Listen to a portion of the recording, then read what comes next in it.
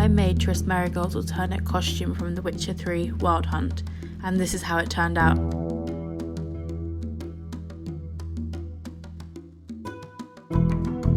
I couldn't find a pattern online, so I made a pattern using some spare fabric I had lying around, using to cut out the final fabric. When I tried it on the final fabric, there are a couple of adjustments to be made, such as putting some darts in the side to make it fit better.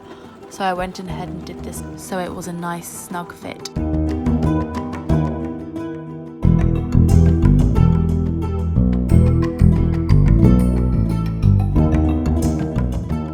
I then drafted some sleeves using the same plain fabrics before. The design of this was to have the continuation of the blue and green fabric on the outside, but also have a red inside for a little bit of a peekaboo, as per the original costume. So therefore I had to cut out each piece of fabric in the blue-green as well as the red. Once I cut out each of these pieces, I sewed them together. I added some gold cord detail to the sleeves to give it a bit of a wow factor, and I'd also use the same gold cord to have the wraparound tie detail on the sleeves.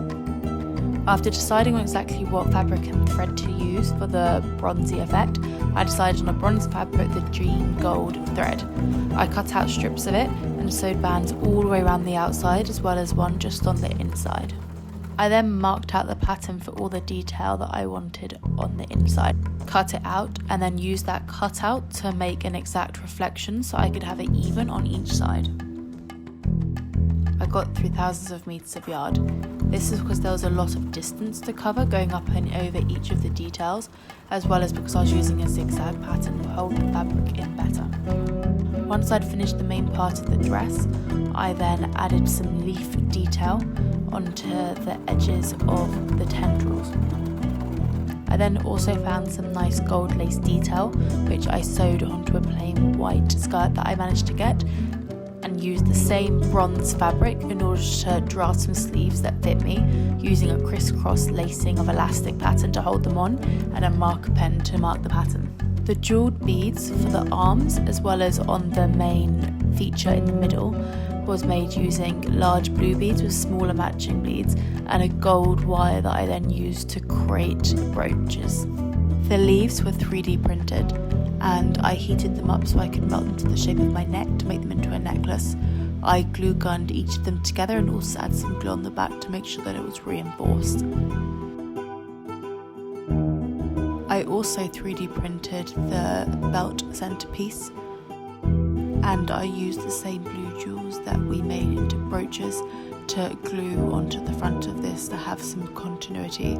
I then also attached this onto a brown leather woven belt. The headband was also 3D printed and again heated so that I could wrap it around my temple. I painted the leaves and the centerpiece and the headband in a bronze colour. You can see just like makeup wise, kept it super simple, like a little bit of contour, but notably put some like red in my eyebrows so that it kind of matches with the wig and merges a little bit, and just a little bit of gold in. You can't really see what she wears in the thing, but I thought it just gives it a little bit of zhuzh. And we'll put the wig on, see what it looks like.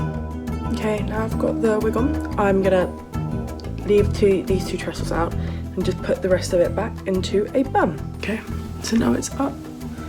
You can see it's very Triss Merigold-like.